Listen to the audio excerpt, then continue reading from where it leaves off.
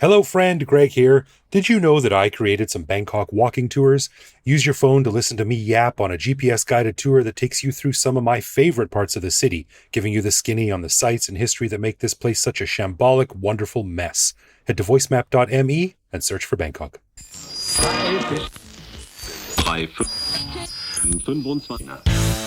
On this episode, we head back to one of our favorite topics, expat merit badges. So, if you've ever wanted to prove that you're a local and not just some fly-by-night tourist, you'll dig this episode of the Bangkok Podcast.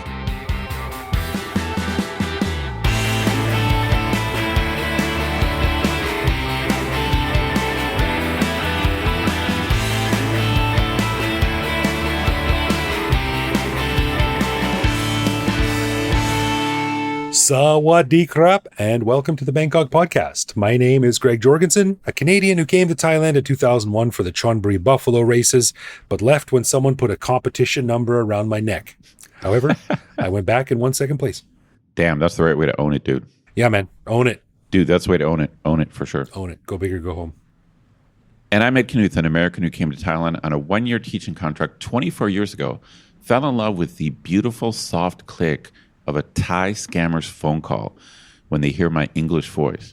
So I never left. Oh, yeah, I love that too. You know, also too, when someone's standing on the sidewalk handing out pamphlets that are Thai and they just don't even bother with you, you're like, sweet. That's right. Sweet. Man, you know, I don't get that many phone calls. And so if I don't have a delivery scheduled, I'm immediately suspicious of almost any phone call. Yeah. The bottom line is either the only phone calls I get are a delivery or, you know, like my true bill is overdue or something. Right. You know, that's it. So if I pick up the phone and it's anything else, it's usually a Thai person yammering, and I know it's some scammer thing. Right. And then I just immediately start speaking English, and then click. Speaking of scammers, I upped my game today. I got a message from someone named Fiona online. And of course, damn, you're popular. Young, you're beautiful popular woman in the photo, right? And I know the scam. They're like, "Hi, is this Joseph?" And I'm like, "No, you got the wrong number." She's like, "Oh, I'm sorry. Who am I talking to?" "Oh, my name's Greg." "Oh, hi, Greg. Where are you?" "You're in Bangkok." "Wow, amazing." You know, and then that's how they start. So funny. So she wrote and she said, "Hi, is this whoever it was, Joseph?" And I went over to ChatGPT and I said, write an extremely long gossip-filled email about how I was married to Fiona's sister, but I'm contacting Fiona now because her sister found a new boyfriend, and I wanted to tell Fiona that I'm secretly in love with her. And it gave me like 6 pages of stuff. So that's great. I pasted it into the chat and I sent it to her. She never got back to me. Too bad. That's great. All right, we want to give a big thanks to all of our patrons who support the show. Patrons get every episode a day early, behind-the-scenes photos of our interviews, a heads up to send questions to upcoming guests, and access to our Discord server to chat with me, Greg, and other listeners around the world. But best of all, patrons also get an unscripted, uncensored bonus episode every week where we riff on current events and Bangkok topics. On this week's bonus show, we chatted about Greg and I's somewhat odd appreciation of pop music sung by young women and whether or not it would be creepy to go to a concert. A Bangkok Podcast bingo sheet that our buddy Marcel sent in that was a bit too accurate, if you ask me. Greg's adventure rejoining the Bike Hash biking group after 14 years. And what happens if someone calls the cops on a blues bar because a few foreigners are sitting in on a jam for free simply because they love music. Spoiler, it didn't end well for the Blues Channel. Yeah, boo. To learn how to become a patron and get all this good stuff, plus full access to over 700 bonus and regular back episodes, click the support button at the top of our website. That's right. And as always, if you have a comment, a show idea, or just want to say hi, head to bangkokpodcast.com and click the little microphone button on the bottom right to leave us a voicemail that we'll play on the show. Right then, on this episode, we want to revisit one of the wackier topics that we have talked about before, and that is one of our old favorites, the Expat Merit Badge. Yep. For those who haven't heard the previous episodes we did, an Expat Merit Badge is when you are recognized for taking part in an experience in Thailand that signals to the world that you are no mere tourist. Oh no. Indeed. That's right. You are a learned expat, wise in the traits and tribulations of life in Thailand. Now, we had so much fun with the first 2 episodes that we even did a show on expat demerit badges. But on this one, we're returning to the original well to think of a few more ways in which you can show off your street cred to locals to let them know that you ain't just passing through, you're here to stay. So, Ed, I really enjoyed recording these 2 first episodes. I thought they were super fun, and I especially like the fact that I was able to claim ownership of several merit badges myself. For sure. And I love this concept. These are rites of passage, but kind of positive achievements. The demerit ones, they're a type of rite of passage, but it's a fail. It's an expat fail. But here we're talking about kind of an achievement, something that, like you said, it means you're not the average Joe who's just here for 2 weeks. You've gone deep, you've gone hard. Right. Okay, maybe that's not the best metaphor, but you know what I mean. Different type of merit badge. But yeah, I get it. You're not here to just passing through. You're no surface expat. Correct. Yeah. Correct. Yeah. So we came up with, what do we got here? We got about 6 or 7 of these brand new merit badges, and we're just going to go through them and talk about them. These are a little bit rough. I'm just going to say right now, I think out of these 6 or 7, I think I only have 2 or 3. There's a bunch of these that I do not have. Yeah, same. And like I said, we're the first ones, we were proud that we owned most of them, but these ones, right. we're getting into the sort of more unique experiences now that even long-termers like us don't have. That's right. But yeah, so you want to take the first one and go from there? Sure. I think this is a huge merit badge. It's learning some of the Isaan dialect, or pasaa Isaan. Yeah. Now, I think pasaa Isaan is very close to the Lao language. I think there's some maybe very regional differences. And it's funny. You and I bitch and moan about our Thai all the time, as we found out on the bingo card from the bonus show. Yeah. But we haven't even started on how lame it is that we don't know. I don't know a single Isaan word or phrase, not one. I know a single one, and it might even be wrong, but as far as I know, this is pasaa Isaan. But instead of saying sawati krap, they say sawati jao. Okay, I've heard that. So I might lay credit to that too. I might have remembered that. It's funny. When I was up in Chiang Mai with a friend, she taught me a few things. So I thought Sawati Jao was northern, but you're right. It's northeastern, Northeastern, right? Yeah. Again, like maybe that's all I know. That's one word, and I might even not know the right word, but that's it. Well, this merit badge popped into my head from doing last week's show with our buddy Phil in Udon, who said he's managed to pick up some Isaan. I mean, not a lot, but some. Right. And I think it's a merit badge. But it is usually people who got good at Thai relatively quickly, who I hate these people, and then on top of that, just to make us feel even worse, they go on and learn some dialect. Is there any dialects where you, like in English, where you live? Like, is there any? Well, I've never understood really what counts as a dialect. Obviously, we have different accents. Yeah. And then I don't know what would be. I mean, in Canada we have dialects. French, but I mean, French is almost a dialect of real French because it's French Canadian, which is totally separate. So. Right. Down in Louisiana, there's Cajun and Creole languages, Right. but I think those are more French. I guess they're English. I don't know, actually. Maybe Cajun and Creole count as American dialects. I'm not sure. I'll tell you what, I bet a Canadian dialect is the Newfie, the way the Newfies talk out on the East Coast. And can you do a Newfie accent for me? I mean, imagine Brad Pitt in Snatch. They sound just like that. So, oh, really? Come That's up a to them, great they'll be like, how you doing there, bye? How you doing there, bye? Don't give me like a big face right off you. Sort of like that. That's great. I guess it's a dialect. I don't even know if it counts as an English, as a language. But anyway, yeah, it's a really good one. It's a really good one. All right, why don't you do the next one? Okay. So this one is funny because it's something that I definitely can't do, especially not now with my messed up knee. But this is surviving a Thai blessing ceremony or any Thai ceremony on your knees. And dude, those things are brutal. And I have many specific memories about this. The first one that I went to was at an office. Our office got renovated. Uh-huh. So they brought in some monks, and my boss was like, "Oh, you got to go. It's a Thai thing." And then, but she didn't tell me how long it was going to be. Okay. So you go in there and everyone's sitting down, on their knees, and you sit down on your knees. We don't realize it's going to be 45 minutes long. Oh man. Yeah. Yeah. I thought it was going to be 5 minutes. And so then it becomes a battle of wills, whether you're going to be the first person to, stand up or kick your legs out. The Thai people are just sitting there on their knees like it's nothing. Right. Well, now, when you say sitting on your knees, does this also cover sitting on your butt too, like with your legs crossed, or just on your knees? Well, no, that would be the wrong way. So if you're sitting on your butt with your legs crossed, I mean, most Thai people will sit with their feet under their butt on their knees. But the bottom line is the other thing, not only did my boss tell me, not only did my boss not tell me that it was going to be long, she never really said, hey, you can sit how you want. The bottom line is now I know that they don't really care that much, and you can sit, what we would call Indian style or cross-legged. Right. And that's easier to do for a longer period of time. Yeah, no kidding. Yeah. It's not like Thai people actually really care, or the monk's going to point at you. If you just sit, cross-legged, They curse you out. Bad karma. You're going to come back as a cockroach. So I basically failed. So the first one I went to, I probably made it 10 or 15 minutes and then failed. But ironically, one of my many subcultures that I've gotten into in Thailand was yoga. And so for about 3 years, I was a hardcore yoga guy. And then we used to sit in there all the time.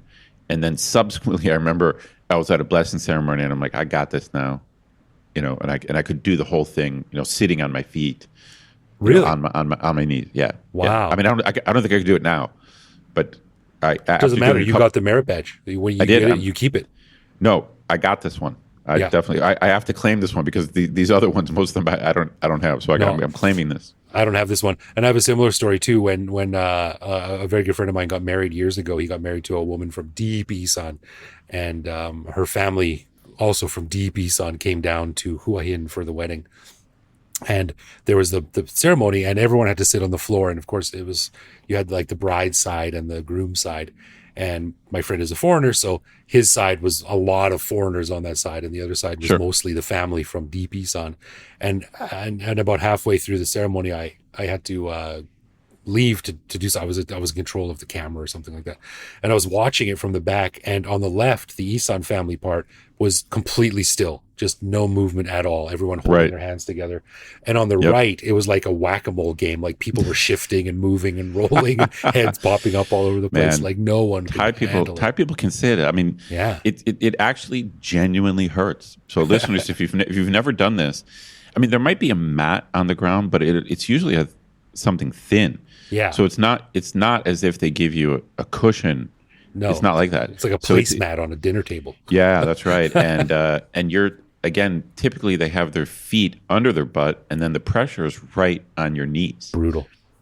It's rough. It's rough. No, but I have I'm claiming this one. Okay, I have not caught that one yet. All right, the next one I basically don't have. The next one is visiting one of Isaan's kind of regional cultural festivals. Now, most expats and even some tourists have participated in Songkran or maybe Loy Krathong. That's probably the two big ones. Sure, yeah. So that's not really an expat badge. Like just because you did Loy Krathong. I mean, maybe. What do you think? I don't think Loy Krathong counts as a merit badge just because it's too, in a way, it's too popular. It's all over Bangkok, and a lot of tourists do it as well. Yeah, no, I think it's extremely accessible. It's fun. It's beautiful. It's Instagrammable. It's too easy. Yeah, too easy. It's too easy. Yeah. So what you're talking about, or what we put on the sheet here that we're looking at, is stuff like the Pita Cone Festival. Bang Phai is the fireworks? Yeah, the fireworks festival, yeah. That's right. The Candle Festival. There's a whole bunch of very cool regional festivals that I'm actually familiar with. I've read about, I've seen pictures, but I've never gone, man. I've never gone up there. No, I've never been up there either. I've never been to any of these ones. But we do have to also differentiate here too. Like a ton of tourists go to these things, but the merit badge comes when you go and actually take part in them, or someone who's taking part in them. Yeah. I mean, being a witness, it's probably worth something. That's but cool. It's more than I've done. I've never been to them as a witness. Yeah, I've never. Yeah, I'm not sure that really counts as a merit badge, but you would have to participate in some way. Yeah, right. So lighting a firework or running from one that went off kilter. That's right. That's right. or helping someone with a costume or a dance or something like that. Yeah, that's a superb merit badge, I would say. Excellent, excellent. Yeah. Now the next one came to me from the other day, and we talked about this on a previous show where I went to Prop Pandit's temple a few weeks ago with a friend, and he showed us around, and he was pointing out some of the architecture and some of the surrounding temples around his temple, and he said, "Do you know the difference between a Thai temple and a Khmer temple?" And my answer was, "Actually, yes, I do." And I thought that was surprise. I didn't expect to be able to know that, but then you think about it. It just kind of comes naturally, but then you think, I know the difference between a Thai temple and a Khmer temple. I think that's pretty cool. Well, let me see if I know. I don't know if I know. I mean, it would be hard for me to explain, but certainly your classic Thai Wat, it looks different from, let's say, a Ayutthaya and Angkor. Yes. Yeah, exactly. So I mean, the shape, the appearance is clearly different. I could probably try to describe it. But is that all? Is that it? Is that it? Or is there something more specific that makes them different? No, I think so. I think you're right. And I think, again, I wouldn't be able to go into great detail about it, but it's like art, right? Like I don't know what I like, but I'll know it when I see it. But basically, I looked it up, and when I see a Thai temple next to a Khmer temple, I can be like, oh, that one is Thai and that one's Khmer, obviously, correct, because for that sure. thing is that shape. But, yes. But this says, let me read it really quickly here. So Khmer temples architecture favors sandstone and laterite and features intricate bas reliefs depicting mythological and historical scenes, especially in doorways, lintels, and walls. The towers are often decorated with carved devatas, goddess-like figures, and other detailed sculptures. Whereas Thai temples, such as stupas and pagodas, are often topped with elaborate gilded roofs and use ornamented gables, tiered roofs, and naga finials. Thai temples are more colorful and utilize vibrant decorations with mirrors, gold leaf, and painted murals on walls showing the Buddha's life or Jataka tales. Yeah. So this is something that I guess I get the merit badge in the sense that I could point and say that's Thai and that's Khmer. Whether I could not explain it like that. Right, exactly, yeah. So we get the merit badge. The guy giving out the merit badge is like, all right, I'll give it to you, but you got to do a bit more study on this. I've always wanted to, I think we've brought this up, or maybe Prop Pandit has talked about this. I wish I was better at identifying the different types of Buddha figures. Like I know the chubby Buddha is more of a Chinese version. Right. But there's a whole bunch of different Buddha images, and that if you're good at that, you can say, okay, that's from Tibet. Right. But exactly, I don't have that kind of game yet. Yeah. Right. All right. The next one, I do have this one. It's basically being able to eat spicy Thai food without freaking out about having a gastrointestinal emergency. Now, in general, I do like spicy food. But when I came to Thailand, I realized I still had to be very careful. As you and I well know, Thai spicy it's like maybe 3 steps higher than Western spicy. Yeah. So you can't just say, oh, I'm good with spicy food, and then eat Thai spice. You can't do that. No. It's often a completely different It's another scale. They're using a different scale. And they're using Fahrenheit and they're using Celsius. Yeah, and I don't know exactly what it is that messes up your stomach, but if you're not careful, it does seem that spice plays a role in some disastrous situations, or at least panicky, whether it's actual food poisoning or just an emergency situation. I'm not sure exactly what's going on. But when you kind of conquer that and get some confidence that your stomach, I don't know what's gone. Maybe you've built the proper bacteria, or you've built up the intestinal fortitude. I think that is a merit badge. I think so too. And the funny thing about this item too is that when we were putting together this list, originally we were like, oh, you got like diarrhea and crapped your pants or something like that. And we actually flipped it around because we said, well, actually, like most people get that as tourists when they come to Thailand. Yeah, actually, right. Having to run to the bathroom, that is kind of a tourist thing. So right. Not having to run to the bathroom, that's the merit badge. Right. So when you're confident enough that you can eat pretty spicy food and not worry about it, that's when you know you're a local. And on top of that, you get an extra merit badge stripe when you also don't have to worry. You get to the point where you never have to worry about the fruit, the water, the cooking. Yeah, when you can just wing it without you worry. need anything. Yeah, if you can wing it without worry, like when your gut can handle just anything in Thailand, Right. that's a merit badge for sure. When you can just relax. I don't care where that ice is from. I can take it in my drink. That's right. It's so funny. So funny. Yeah. All right, I got the next one. And this is something that came to me the other day, and I was surprised because I said it without even thinking about it. And it's when you're able to incorporate Thai idioms or proverbs in everyday speech, like it ain't no thang. Oh, I like this one. Yeah. Why don't you tell your version first? Yeah, well, so I was having dinner with my son the other day, and he was eating his food, and he said, "Oh, I don't want to have the last little bit." And I said, if you eat the last bit of food, your wife will be beautiful. Damn. And he's like, "What?" I was like, "It's a Thai thing," and that is a Thai thing. Game. It's like a proverb that parents tell their children to get them to finish their food. Like That's if you eat the last bite of food, then your future wife or husband will be beautiful or handsome. And well, I didn't even think about it. I just said it, and I was like, "Oh, that's cool." That's funny. Well, as listeners know, Greg and I love Thai idioms, and we have our own little segment on the show with Thai idioms. Yeah. But because our Thai is so bad, what Greg is talking about is actually using them in English. So that means you've really absorbed it. Yeah. And when I saw this list, I had to chuckle because my favorite Thai idiom of all is a frog and half a coconut shell, which is roughly equivalent to a big fish in a small pond. Right. And I have used that in English before with my students. If I think a student is, acting too big for their britches, or if I think they're acting cocky, I'll say you're just a frog and half a coconut shell, and they think it's hilarious. That's awesome. That I use a Thai idiom in English. So I got this one. I got this merit badge. You got it. Have we? This is slightly off topic, but speaking of of animal idioms, have we had a merit badge where you know what sounds animals make in Thai? Because that would be. Oh, that's a good one. That's a good Thai language thing. Yeah, and I know some of them, but I love that. Have you ever seen? Oh, this is weird. This was a meme.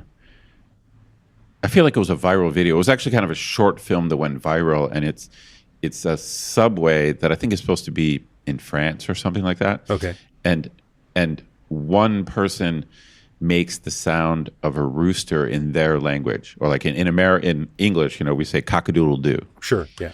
And then so someone on the train. Someone on the train says cock-a-doodle-doo, and then there's like a Romanian person on there, and they do whatever their weird sound is, and then like everyone on the train does their local. Have you ever seen this? No, I've never seen it. That's really cool, though. Yeah, so it's it's almost like a musical because everyone is making their own version. Because the Thai, do you know? This is actually a good trivia question. Do you know the Thai cock-a-doodle-doo? Sure, it's ek ek ek. Yeah, it's very odd. The funny thing about the cock-a-doodle-doos is they're actually quite different from each other, and it's all supposed to be for the same animal. Right. You know what? I'm going to make an executive decision. I'm going to add this one to our list right now. So this is another merit badge.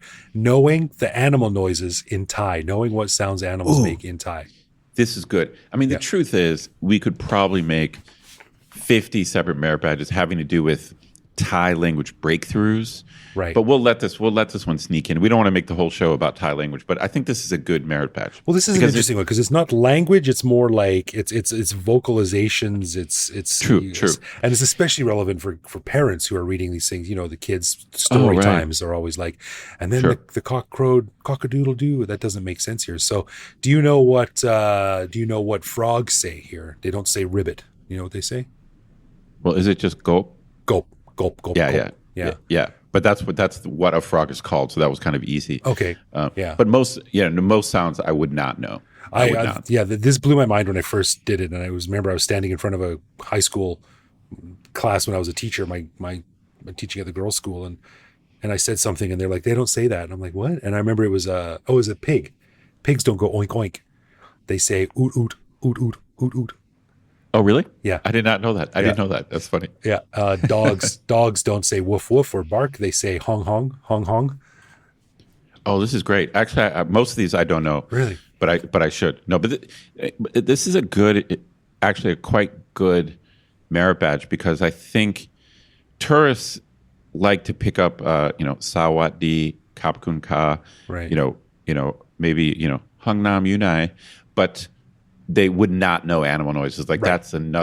that's insider knowledge. And when does it come up, right? Like, yeah, I don't know how to do that.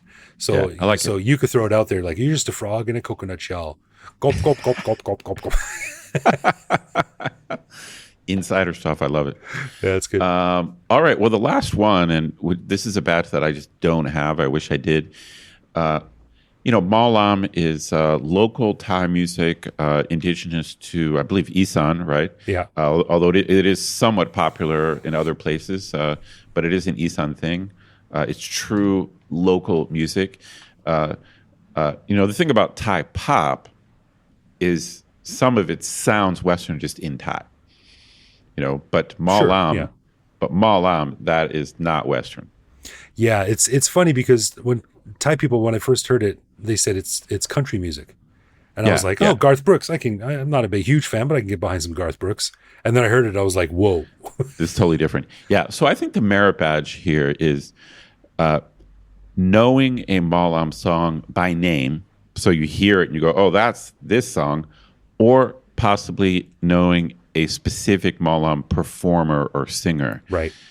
Which I don't have this badge. I don't know. I'm just going to confess. No, this is we could do a show called Expat Confessions. I've been here 24 years and I can't name a single Malam performer or song. The only ones I know are Christy and Jonas, and they're foreigners, so that kind of doesn't really Jonas, count. right? The only reason the reason I know Jonas, I knew Jonas within 2 weeks of being here. Yeah, because I would get into a Thai taxi and they would say that I look like Jonas just because I have brown hair and blue eyes. Right. So I subsequently saw a picture of Jonas and I don't look anything like him. But it's like white guy, it's like white guy with brown hair and blue eyes. Oh my God, you look so much like Jonas or Dave. I honestly got Jonas and David Beckham, and I'm just like, I do not look like David Beckham. I only ever got Stone Cold Steve Austin. So. Stone Cold Steve Austin, I love it. But yeah, or Mr. Clean. Or Mr. Clean, either one. Both handsome, capable gentlemen. Yeah, I don't have this one, man. I couldn't. If you put a gun to my head, I couldn't name a Malam song. And outside of Jonas and Christy, I couldn't name a singer either. Except what's his name? Sang Sisowit. I don't know, man. Sisowit. Dude, maybe you can get the merit badge live right now. I'm going to try it. Earn it right now. Oh, Sisowat Moniret. You were close. No, wait. No. Sin Sisamut. But he was a Cambodian singer-songwriter. Oh, interesting. But you how did you know that name? Because or close to the name? He's got a really, really great song. We'll link to it in the show notes, but it's very funny, and it goes, ba-ding, da-ding, ding, dong, ba-dong, dong, ding. It's really catchy and stupid, but I don't think it counts because he's Cambodian, so it's technically not Thai Malam music, so... Quick update to show why I do not deserve this badge. The singer I was thinking of was actually a Thai Malam singer called Waipot Petsupan, and he was the singer who did that wicked, wicked song called Ding Dong, which is a little bit of an earwig if you go to YouTube and check it out. Anyway, my bad. Mega fail for me. No merit badge. Anyway, I'm guessing, it's funny, listeners on the bonus show, we were somewhat mocked by one of our fans who sent in a bingo sheet with all the things all of our expressions that we commonly say, but and one of them was our buddy, and I was just going to say our buddy Phil. I'm guessing he's got this merit badge. He probably does, yeah. Following his awesome Instagram page, he's doing a lot more than we are in terms of getting to know Isaan. But yeah, neither of us have this one. It's a good one to aim for. I don't know the language. I don't know the songs, and I haven't been to the festival. So the three merit badges that have to do with Isaan, I get like a 0.0. 0 out of 0. Yeah. Well, that's just another kick in the ass for us to get out there and learn some new stuff. Yep. So yeah, listeners, write in and tell us how many of these you have. We'd like to hear your stories. If you know. So this is what 1, 2, 3, 4, 5, 6. We got 8. 8. So eight new merit badges. So let us know what you got.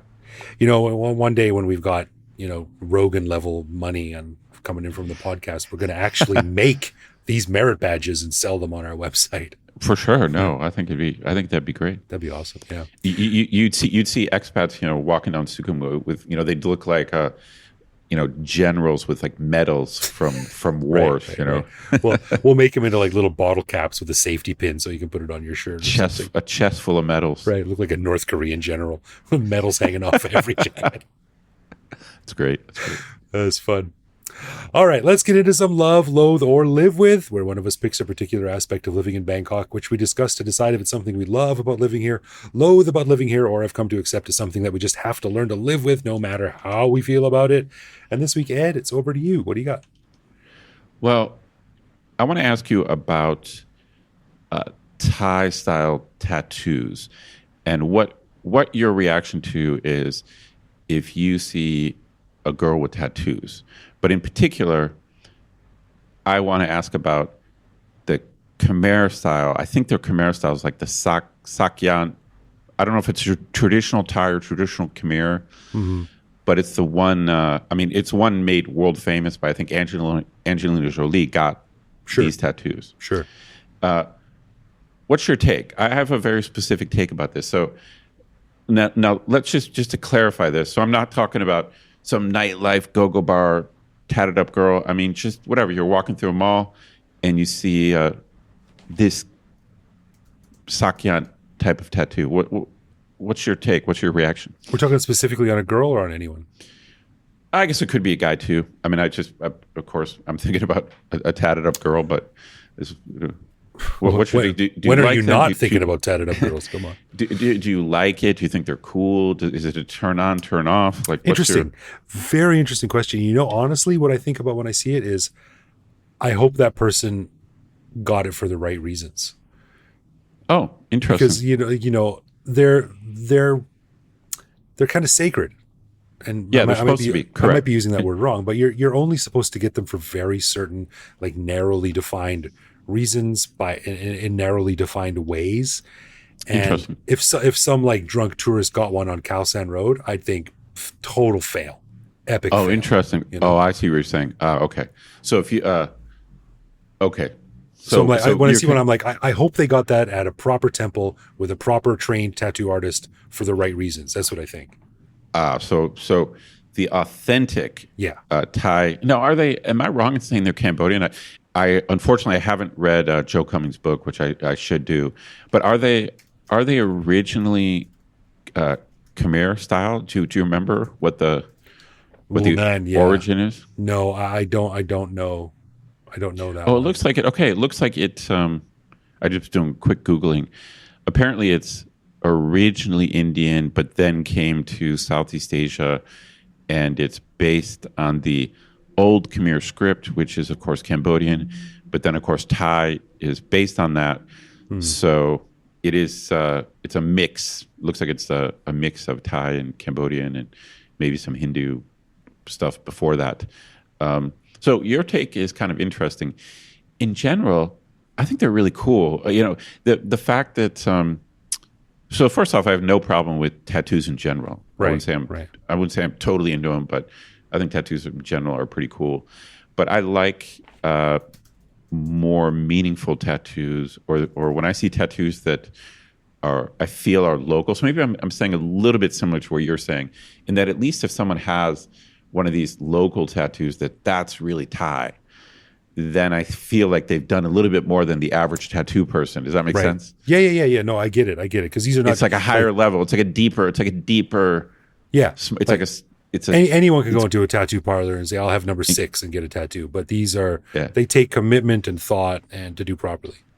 That's right. And of course, I although I haven't read Joe's book, I've seen little documentaries about it and the expert tattoo artists and the Thai temples that is very ritualistic when you get it. Right. So I'm gonna go love. I mean, I'm not an obsessive, or I'm clearly not an expert in them, but I don't know. I think they're cool. Yeah, I do too. I love them. I think they're really neat, provided they're done the right way. But yeah, again, you can't tell that just by looking at them usually, or I can't. But right. I think they look pretty cool. Pretty cool. It reminds me of the hilarious story about a guy who his friend went on a trip one time and came back with a whale tattoo.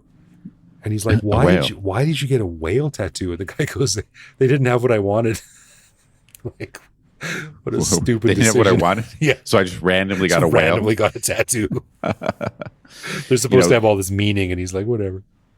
That's great, man. I wish I know the whole point of tattoos is that the permanence is part of the culture, Right? But man, I wish there were like proper dissolvable tattoos, and you could experiment more. You're a poser, I'm just man. too. You're a poser. I'm too scared to get one, because I'm thinking in 5 years, what if I don't want it? Yeah. Well, I guess there's tattoo removals, or get like a Yakuza one on your torso, so you never have to let anyone see it. All right, I'll think about that one. All right, so I guess we're a double love on that one. Double love, good one. Yeah, I like those. Yeah, really nice. All right. A final thanks to our patrons who support the show. Patrons get a ton of cool perks and the warm, fuzzy feeling knowing that they're helping in our never-ending quest for cool content. Find out more by clicking support on our website. And connect with us online. We're Bangkok Podcast on social media, bangkokpodcast.com on the web, or simply bangkokpodcast@gmail.com. We love hearing from our listeners and always reply to our messages. That's right. You can also listen to each episode on the YouTubes. Send us a voicemail through our website that will feature on the show. Hit me up on Threads at BKKGreg. Thank you for listening, everyone. Take it easy out there. And we'll see you back here next week.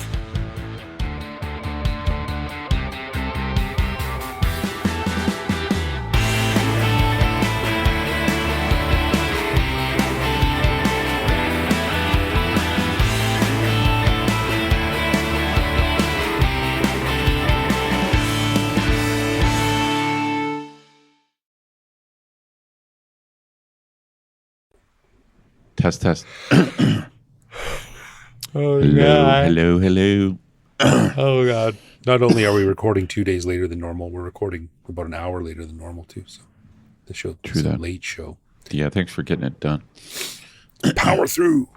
Good thing I'm drinking Red Bull. Funny, on the ride back from Khao Yai, I bought some Red Bull on the way back home. I had a coffee, and then it's a 3-hour drive, so I bought some Red Bull for the last hour or whatever. And my son saw it, and he's like, I don't know how he knows Red Bull, but Red Bull has kind of got a reputation as sort of like a redneck, sort of a light drug kind of thing, Right. And so he's like, is that Red Bull? He was kind of amazed that I was drinking it. And I was like, yeah, gotta stay awake. But he You didn't tell him about Red Bull and Viagra, did you? That's like the Bangkok cocktail. Is it? I've never heard of that. Red Bull and Viagra? You never heard that? No. Yeah, I forget what people call it. I think they call it the Bangkok cocktail or something. Bangkok-tail. It's like the midnight thing. Jeez. Is you have some Red Bull, the Viagra, and you're ready to I go. thought Red Bull vodka was bad enough. Maybe Red Bull vodka and Viagra. That's it. We'll crush it up, and you see some mixologist like Salt Bay, like dropping it out of his hand, powdered Viagra into a Red Bull. Very funny. Oh, it's funny. Bay, Salt Bay. I don't know. No idea. Not No cool idea. enough. All right.